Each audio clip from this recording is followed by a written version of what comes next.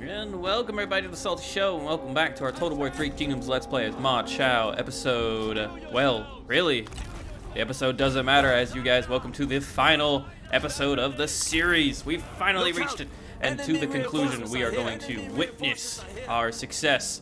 And welcome to the Battle of Bohai.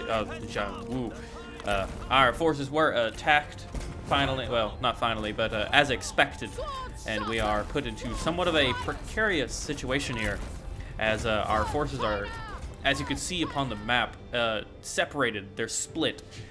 Our forces, I really wish they would have came in where the enemies did. But thankfully, we do have quite the maneuverable force coming in to reinforce our beleaguered defenders. And honestly, this battle is going to take precedence quite rapidly, because we had a strong chance of losing this, at least in the auto-resolve we did.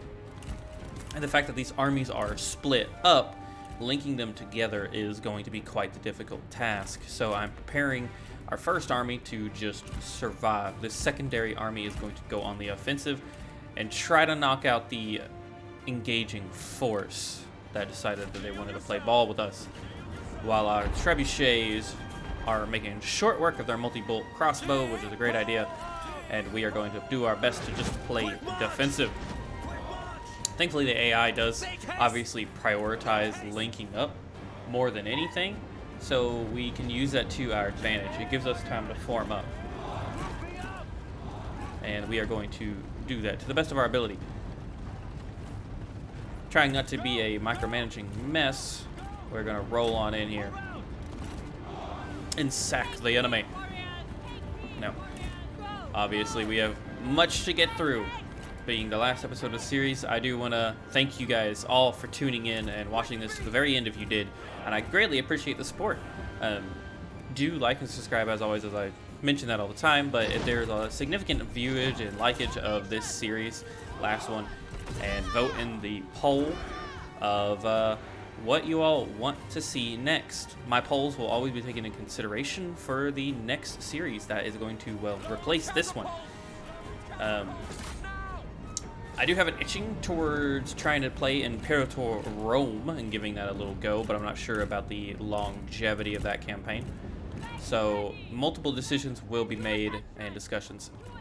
As per the next 3K series, I'm not sure when that'll be, but I am already I'm already reviewing my mod collection. Removing some of the ones that I do not feel aided the campaign in a good way, along with the ones that hopefully improve stability, because we did have some stability issues throughout this series. I am glad we got to finish it, but we most definitely had some stability issues. You are pitiful. I do not fear your words. Back to the battle. They are finally engaging us, charging our lines here with some cavalry, but thankfully we do actually have some pole arms there right on the flank, so nothing too worrisome. Their army is trying to link up, and it's delaying their assault. And we are making short work of their crossbows, getting rid of any of their siege artillery. It's rather important for us, as we don't want to risk losing our men. We are able to start firing on the enemy here and pushing against them. We're going to witness quite a bit of this battle, as it was a micromanaging little bit of a mess. But it doesn't have an army full of cavalry, so it wasn't that bad. Our rear trebuchets are now getting into position almost where they'll be able to shoot into the back line of the enemy, while our secondary army are going to slowly whittle away enemy forces. You can see I noticed the defenders of Earth there, and I'm going to regret rather shortly not targeting them specifically. We do have to be careful with our cavalry.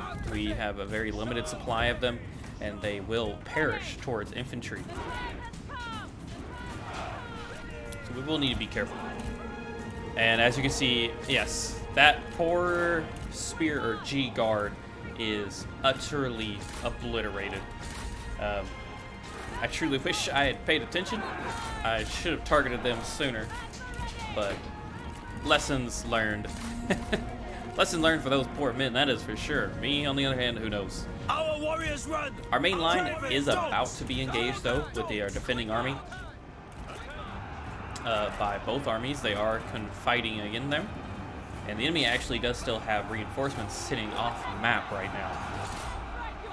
So that goes to show how many forces they have. We are only working with what's on the map. They are still bringing in more men. Thankfully, they've decided to hit one of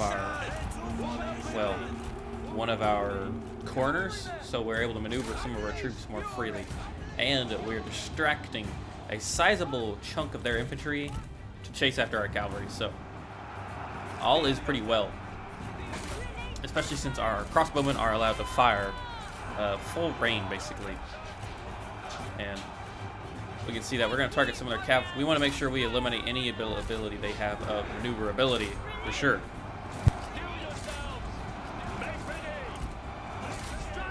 And we are pushing in on that clump of troops. And we're going to do the best we can. Pull in a little bit of a less honorable move. We're obviously going to target their characters and engage them. Hopefully we can engage them fairly well. I did make the mistake of once again recording over the episode's audio up until this point, which I'm now going to fix by muting to make sure I can control the rest of the audio. So I do apologize for the audio change y'all are about to experience, but hopefully it's not too noticeable. But with that said, we're going to continue moving. And I do apologize about Winnie. He's in a little playful mood as we continue and watch our replay. But we're able to bring out our forces from the rear guards. We are not being surrounded as much as I thought we were going to be. So we're able to really start utilizing our men where we can.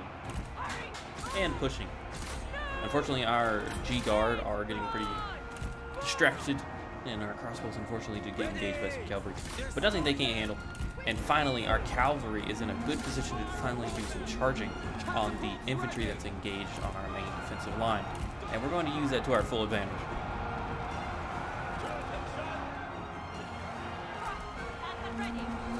Pushing in, our crossbows are kind of well, helping where they can, and hopefully moving in. Keeping our generals that can't fight out of the fight for sure, but we are causing some mouse routes on that left flank and pushing into the enemy. Using what little cover we have that's not engaged to chase after their beleaguered generals and pulling our crossbowmen back just to get some better angles on the forces that they are really clumping up on that flank there. It is quite ridiculous, but we are slowly but surely tipping the favor of battle in ours. As you can see, the green bar is getting just a little better. They are still pouring in infantry, but it's obviously piecemeal at this point, and something that we should be able to handle. Now, our forces on that corner, though, are suffering greatly. They are taking casualties. It is not without sacrifice, but this army is well underway of securing the battlefield and securing victory. Actually, without the crossbows, I do believe most our battles would have probably been far harder fought. The infantry always focuses melee, it does appear in Three Kingdoms. I don't know if that is a AI quirk or if that's something I've done in my mod list. I don't have any AI affecting mods. Usually, from my experience, I haven't noticed when I try to go out of my way to change the AI, I haven't noticed a big difference. Mods like Divide It and Pita and Rome 2 and things as such like that, I have noticed the AI is a little smarter, or the mod is just so well developed that it gives the AI the advantages it needs.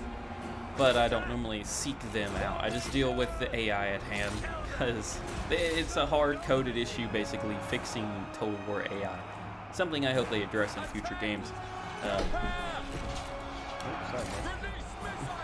Just hit my desk. Obviously, my co-host is as lovely as ever, one could say. But moving forward, our cavalry is finally securing up their rear lines. What little archer support they did have, we're making sure it does not get a chance. targeting their generals, eliminating what remains of them.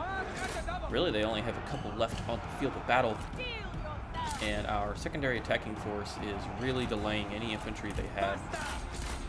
Truthfully, if we had disposed of them quicker, we could have gotten more infantry to the fight, but they weren't really needed, as you'll see. A mass rout starts to begin, and we really get into that pocket of troops. The AI is really good at blobbing, I'll give them that, leading to, you know, hundreds of kills with our cavalry. In Three Kingdoms, every Total War cavalry is considered to be one of the deadliest forces in the game, but earlier or newer Total Wars, and particularly Three Kingdoms when it comes to like historical titles, because it is the only new-ish historical title that's been released in the last 5-ish years, not including games like Throne of Britannia or the sagas of Pharaoh and Troy, which are all interesting. Even Three Kingdoms is considered to be somewhat fantastical, especially if you play on romance mode. Records mode does help aid the historical knowledge just a little bit, but it's the best we've got right now, honestly. And cavalry truly is king when you don't have romance on. The characters obviously are part of the cavalry unit, and that just further increases its ability, which I'd rather have that than one character armies. I understand it's probably gonna, that probably disturbs quite a few people, especially if you come from Warhammer and things like that. But Warhammer is, I understand its interest for sure. I'm sure we all do. It's quite fun and entertaining to try to get into. Unfortunately, I just have not done so yet. But I'm also just not a big fan of power characters. Basically, I'm not a fan of the hero characters. I'm in that majority. I have nothing wrong with the Warhammer series, and it was great, and I'm glad people are enjoying and having fun. That's the end of the day. That's what games are for. But it's not, at the end of the day, it's definitely not my cup of tea. I much prefer games of historical nature. And, well, I mean, I will say I do enjoy me some Lord of the Rings, but if I had to pick, historical nature would be my permanent times keep, basically. Securing that would be lovely. I do look forward, hopefully, to the next Total War historical title. I'm not really sure what they're gonna do with the reshuffling of everything here in CA. It's who knows what the future holds. Truly, they're working on making sure Warhammer is polished and updated and up to standards for everybody, along with working on trying to save what remains of Pharaoh's player base. I might one day buy Pharaoh to test it out. However, it is definitely low on my list of games to buy historical. 2024, though, is gearing up to be quite the historical year, quite the strategy year. Lots of exciting games that are set to release, and very many that I am excited to play and hopefully try out. Particularly one included is Gilded Destiny. I'm dying for a Victorian or colonial time period like an Empire Total War, Napoleon Total War on a global scale. And understanding that that's not going to give us the Total War era battles, but just the depth and the detail that it looks to offer on a hexagrid map of the world. It looks pretty cool. They have big ambitions, but it does look pretty cool. Back to the battlefield at hand, we are securing it. Like I said, their armies are moving in piecemeal by piecemeal at this point. Their generals are running what little remains of our archer or our crossbow units with ammunition, are going to mop up any cavalry forces they have, while that pocket of resistance sits just to be able to do anything. But pushing that is where we're going with that. Sorry guys, got a little distracted here. Just had to text him my phone. But we are going to continue making our way there, mopping up any forces in the back.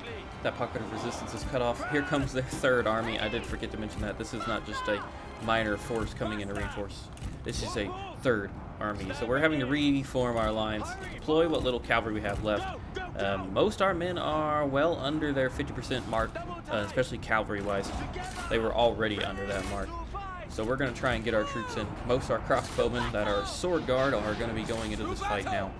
And our cavalry are going to be left with dealing with this pocket of heavy forces left. I am slowly pulling out infantry solely archer units that are dedicated just to that.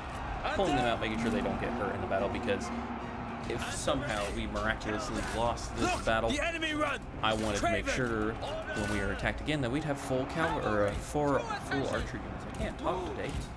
It is a little harder to talk when someone is trying to bite your foot and succeeding.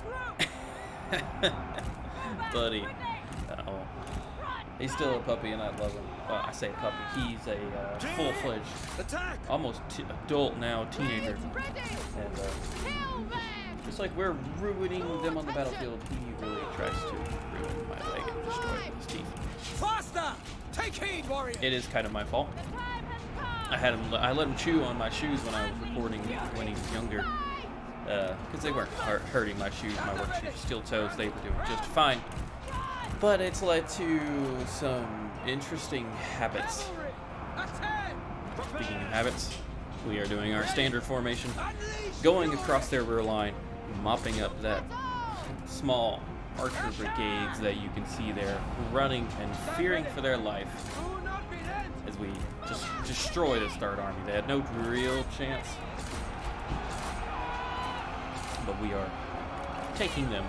We did suffer some casualties. Some units did run and waver, mainly just amongst our mainline infantry in the First Army, and some of our cavalry are struggling to hold on, but we have secured the day.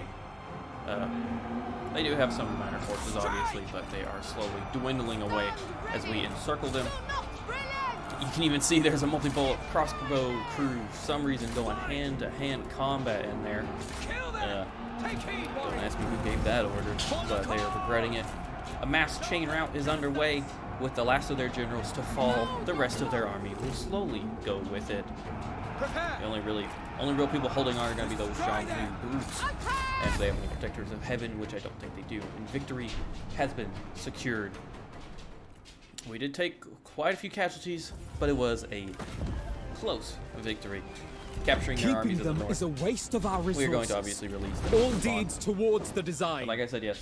As you can see, it wasn't actually 3 armies, it was 4 armies, or at least 3 and a retinue.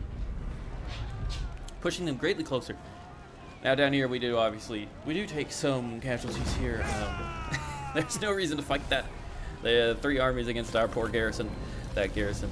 I do sometimes wish there was a surrender button that would somehow somehow fix a mechanic, like if you willingly gave up a city without a siege, if there wasn't a garrison there or a army, if the garrison, or I think it would be more of an attack or feature. You could negotiate with the garrison commander and request that they surrender with or without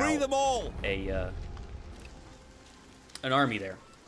That way you wouldn't have to siege it down. Like, you would have this dice roll of a choice of, does the AI garrison commander think he can win? We're going to quickly fight this, or never mind, we're going to end the turn. I did have to fight that battle, but it's not one that I showed due to it being rather standard. We are moving through the ages here. But back to what I was saying, I do wish that was a kind of a feature where you could negotiate with the garrison captain or commander, had there be no army stationed there, so that you could avoid unnecessary bloodshed, and it would look, the feature could influence your diplomacy or your reliability and standing as a leader, or it could give your general future traits, such as, negotiator, or really standard ones that could impact the way he campaigns, that would tie you closer to that general and to the way you run your kingdom. I think it's a good idea. Truthfully, I think there's a lot of innovation that could be done with Total War. I'm sure everybody agrees. Three Kingdoms is by far one of the most innovative Total Wars that we've had. Especially the diplomacy system. But there's always room for improvement, and fortunately, like every big Total War YouTuber has said, let us make use of it. That has stated this, is they forget the features that they include on their games, and then they add them back as new features on the next ones, or the next game that they skip with that feature. It's a rather interesting trait that they never carry over their features. Our victory is proof of heaven's approval. rather task. interesting indeed. We are mopping up Marching. their forces in the Bring north. news of what It is occurred in proving my rather absence. easy, but we are doing a rather successful job of that, pushing in and taking them. Meanwhile, we are going to just play defensive and fortify our troops. I do apologize. I'm sure y'all can hear the clipping and clamping of his paws. He is a loud and heavy boy. But our forces, thankfully, in the center have also stabilized their region too. Resume And we are standard going to stance. continue making our way there. We're going to push towards trying to... strangely enough, the AI does appear to be trying to move its forces that were all in the center, trying to move them south to their homeland. So I don't know if that's actually what they're trying to do, but as we'll watch, we'll observe that they really are trying to beeline it for their territory. Which, if so, it's a unique feature I've never seen the AI do. Your rage. And quite something unique indeed. Very quickly, I'm going to have to make a Our cut here, faith everybody. One was second. rewarded. I do apologize, everybody, about that. Resist corruption and Unnecessary endure cut. hardships. But Winston, my lovely co-creator, is now outside, frogging in the backyard, where he belongs, where he can chew and eat on so many sticks that I do not have to sacrifice my feet to. Draw inwards and strike out. In all respective opinions, I love the boy, and I'm so glad I have a dog. Have dogs, despite their expensive nature. When taking justice care of them triumphs, in groups. revelry awaits. Back to the campaign. We are just wrapping up Warriors, some of attend. these preliminary To forces war. that we have. And thank you to the commenters of the For last the episode people. that were just recommending continuing to check the diplomacy of the Kingdom of Wu, because due to the amount of men we're killing From the and roots the amount of to land we're heaven. taking, we should be able to get them to abdicate the throne now that we are a We will bring rival righteousness to empire. this settlement. or rival emperorship. Persevere. And controlling 2 seats definitely aids in that. They do still have a lot of forces. Something I'm very, very aware of. And one thing I'd also like to passions know and is, man, strike! Ma Chao has lived a long time. Very long time. Normally, This I do is think what you train can for! probably win the campaign rather swiftly in your second arms! generation of family members. But I was kind of worried. Ma Chao was getting up there. I was worried one of Celebrate! his sons Our was going to victory have was to just. finish the job. For order. But we do secure Luling there as a, the way I establish it is we want a walled city to make sure if they push south, we can replenish our forces and have some walls to defend off of. I'm just doing some simple review here of the buildings. I truly thought we were going to have to push a lot deeper than I was expecting, but thankfully not, as we'll continue to see. That force, like I said, the reason we took it is to establish a garrison and replenish. Stay fixed. Meanwhile, in the south, we're not going to do much. There is an army there that I'm rather worried about, but it's nothing a big deal. I've tried to broker peace, but Our Zhang patience is Yang, thin. that is not what even was on there, but Zhang Yan, You have which I'm upset sure my that's calm. butchered. Make I this do brief. apologize, but she was having none of it. To be honest, at this point, she's almost rivaling the strength of the Kingdom of Wu, I believe, with the domain that she holds compared to where we've pushed them. But we were going to continue doing so and pushing further south. A lot of our forces are going to replenish, and they're going to take their sweet time doing Strike so. with fury. Moving in, we do besiege the city and take it without really a big fight. Fight as, with utter belief, Wu and has, you like I will said, be all but undefeatable. abandoned these territories. Their armies are just running, their tail tucked between their legs to the south. Swiftly going back to our diplomacy, I am checking our abdication. Unfortunately, it is still a no, but we are rather swiftly approaching a success rate as we rival their power. And really, we've pushed them to the very corners of China. Thankfully, not having to push into those mountains will be a rather pleasant experience for me. Return to standard We are going to position. send one of our forces south eventually to secure the province, or the commandery of Pingyang. as you can see, yes, those armies, all of them are not replenishing as they are. I'm assuming they're out of food because they are within their land, but strangely enough, they're sticking together and they're trying to make what truly looks like a move from the AI. They're trying to make a strategic retreat, which is, I keep saying truly, but I don't know if I can give credit to the AI being that smart. Douse is the heart's desire. It's what it looks like. Prepare it's a the very camp. interesting tactic that I've never seen an AI deploy, so kudos if that's what they're doing, if they feel that they are too far away from their home provinces, and if they're pulling back to try to link up. I would be rather impressed. Obviously, you could say the more gamey option that players have triumphs is we over can brute just delete force. the armies and redeploy them. But historically, cunning in in a realistic standpoint, that's not an option. You'd have to march all the way down there. We do have more interns going through, but you can see the conga line of enemies there. We do have some looters, unfortunately, in the deep desert of our kingdom. We are not going to worry about them. Once again, they are looters. Our economy is doing fantastic. By far one of the most successful economies I've ever had in a Total War game, because normally I lack the understanding of the economy to really go into detail with it. And I think Three Kingdoms, another shining example as to why Three Kingdoms is highlighted as probably one of the best historical Total Wars, or well, just one of the really good Total Wars, is its features for the most part are pretty fleshed out.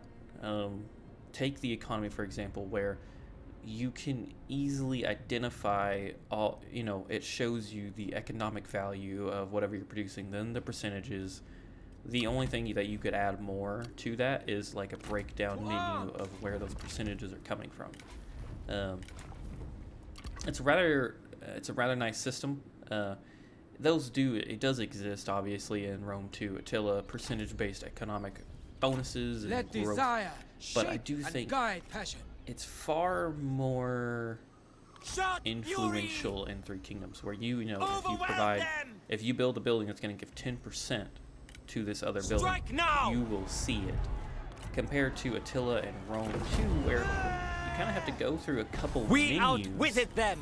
to see that economic growth. This location suits our plans. And it's not always the most accurate source of information. Enlightenment. It does appear that sometimes the economy can be off.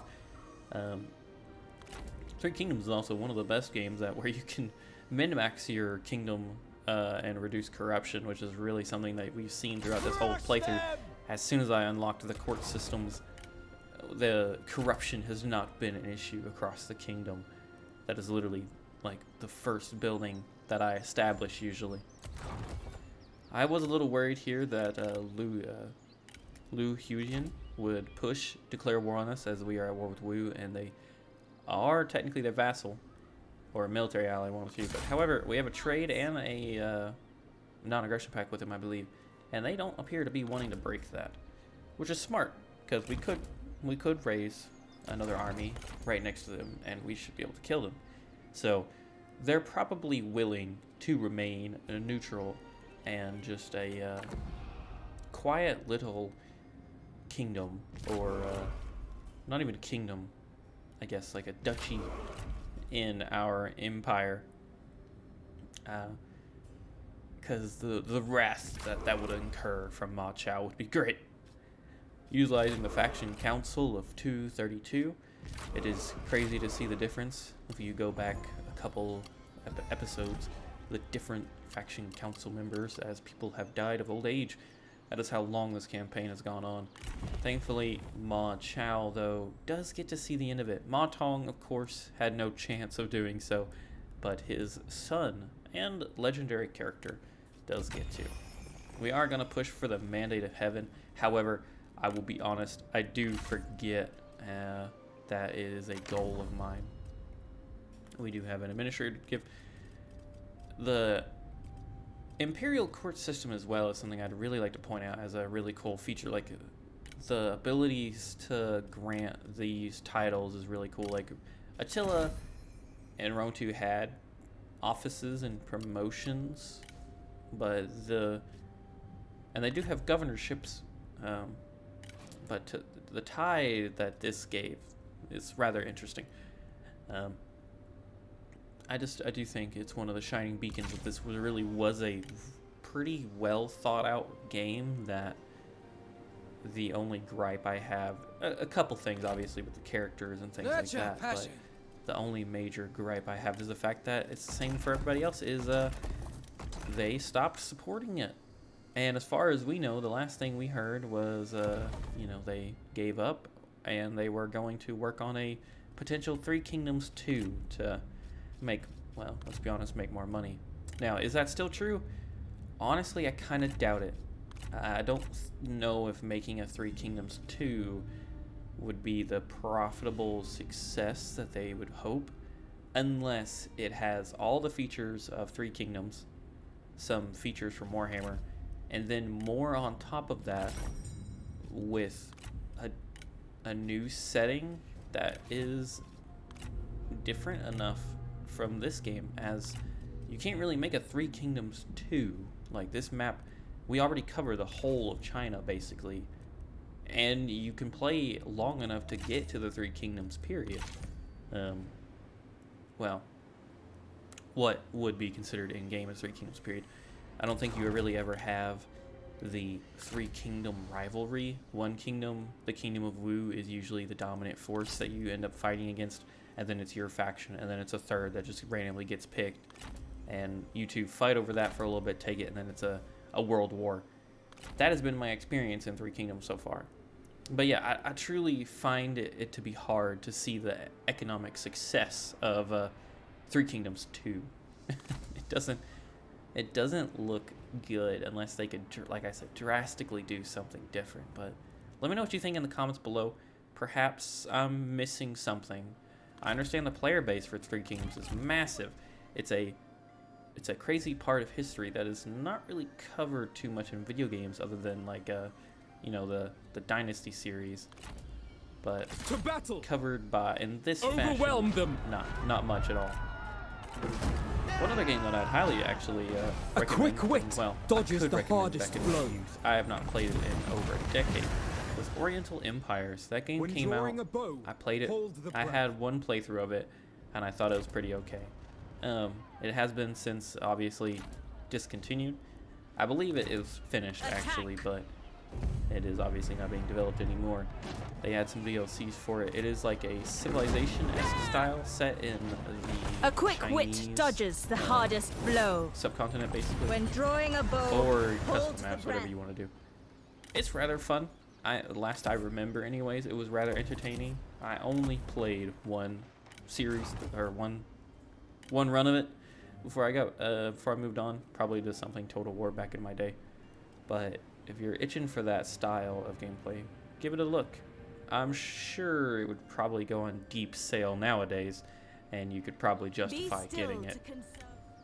But up in the north, everything is secured, and really, the Kingdom of Wu is desperately on the back foot. And I do enjoy the fact that you can rush construction with money, because once you get to my position, you just have so much money. They do have some northern forces here slowly coming down that we're gonna have to watch out for. You can see though that half of those armies in the retinues are beleaguered. They are not full stacks compared to ours. Speaking of full stacks, all our armies are trying to chase There is cunning these guys in down, caution. as I assumed that they were gonna try and take Guangling back, because it is on their way. However, that would stop them from getting into their territory, and it does, like I said, it looks like the AI is just beelining it for the mountains, I where the shall Kingdom not of Wu can call waver. home. Ma Chao is besieged, but we Unleash can fury! actually break that siege rather easily, and we will do so. Excuse me, everybody. I do apologize about that. They're going to win. Never mind. Maybe we won't fight that. I do apologize. And I did my best to record these after action reports, very recent to the videos, but this one did have a couple more day delay, so my memory is quite hazy. We are moving forward though, and chasing after them, actually managing to catch Dong Bai down here. I assume this is potentially the daughter of Dong Min. Perhaps a character that was short-lived in our campaign, along with his father Dong. The people's voice cannot be silenced. So we do successfully take this army down, and they're going to continue retreating. And we It is are a going dead to heart which move refuses the rest summer's of our lift. men in, Remain trying sharp. to move in to take Jian and link up with Ma Chao. All our armies here. They are going to continue beating us in the force march, but I am going to try and cut them off by pushing this way to Guangling, as they will have to lay siege for one turn at least, which will, Towards victory! I'm not entirely against the idea that our force in Guangling could hold against all 4 of those armies, honestly, but we're trying to make sure that they don't have to do that. We do have some construction. Like I said, we've united the force, or the provinces of the south there, and they are slowly kind of pushing back over our border with a lot of these armies, but a lot of them are in poor state. Like, they are looking rough, and force marching, the AI can never understand force marching because it's looking troubling. Our northerly army is obviously as well slowly closing the gap. We did lose Xu Feng to looters, not something I'm particularly worried about. I am going to recruit an army here that I thought we had to deal with. Granted, by now I probably should have checked the diplomacy screen sooner rather than later, but I am recruiting men as we go, because Xu Feng was rather economical for us, and I don't want looters in our backyard. It is time to reflect on events. This is so another thing, is leading generals. How may I serve, my lord? It's an interesting feature. I don't enjoy characters, but the idea of having to choose who was best for command is nice, especially when it mattered so much. Because if you look at Attila and Rome 2, if they're starting generals, they have very few traits. It would be nice to see more native traits giving them a personality before, like, you go into battle with them, because obviously it can impact the way you play with the characters if you're into that type of role-playing experience with your Total War games. It can also give the narrative that you're looking for. If you have a brutal general, it only makes sense that perhaps you raise this enemy settlement, or this rebellious settlement that continues to be a thorn in your kingship's side. Lots of cool features that I think can be implemented into Total War. Will they do it? Man, I am worried to find out. I'm sure everybody else is too. As Warhammer 3 is the last of that trilogy. God knows what they're gonna do with the next one. Obviously, Pharaoh was a Saga game. If they continue to develop it and support it like they say, it will be quite impressive, because it's never going to have the player base that they want. Its start and its interest is too low, and I am a fan of the Bronze Age. I love the Bronze Age. It's rather unique, but it was a rough launch, and the features in the game engine are really not doing it justice. It has a lot, but most importantly, we're finally there. The Kingdom of Wu is actually reaching out to us, and they are willing to concede and abdicate their throne, which was just fantastic to see. And it goes to show I probably should have looked at the diplomacy screen sooner. Obviously, the game is taking its sweet time trying to register this, which I could have cut this down in the recording. This is something to note. I do apologize about that, everybody. But with this, the abdication of the throne, the game is, well, over. Victory is ours. The Kingdom of Wu, the Tiger of Zhengdong, which we did murder their whole family, basically. I doubt they even have that going anymore. They cannot stand against the mighty empire of Ma Chao. What was the Kingdom of Liang, and there we go, we have finally secured it. Eliminating the rival of the ages. Securing our dominance over all of China. And as we go into our turn, the victory screen will pop up and rise once more as we secure. Even while war ravages the land, the people endure.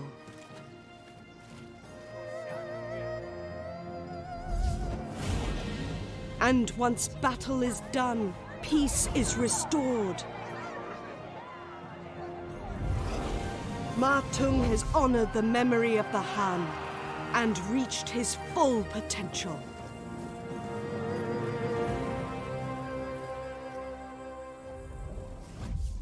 And success is ours. Like I said, Ma Tong sadly did not get to live to see it, but we started as him. And in his name, we claimed emperorship of all of China. And as you can see, that is it. There is, of course, a couple of factions left. Our vassals, the enemies of the far south, and some looters. But overall, we are done. We control all 3 imperial seats along with our capital. And victory is ours. It was a costly, bloody, and long series. By far, this is one of my longest running series, which is why I started to do these campaign cuts. If had I done this like normal, I think we'd probably be on like episode 80 by now. Who knows? That might be a far-flung number, but it was up there. And obviously, the Kingdom of the South is over. And that is going to be the end of the campaign, everybody. I hope you all have a great day, and if you enjoyed this series, do like and subscribe. Let me know what you thought in the comments below, and I have been your host, Salty. Peace out, everybody, and have a wonderful day.